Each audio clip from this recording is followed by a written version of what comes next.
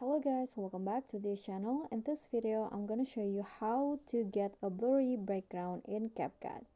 So I already add a video and I want to add some blurry background to these clips.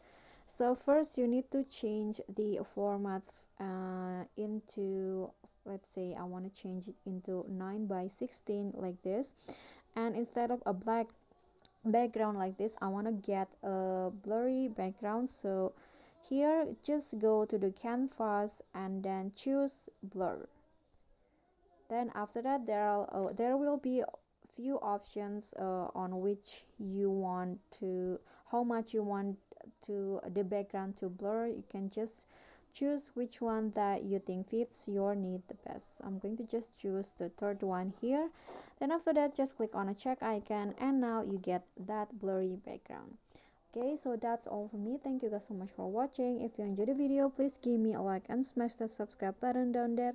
And also remember to leave a comment. And last, please click on the thanks below. I'll really appreciate that. That's it for me today. See you guys next time.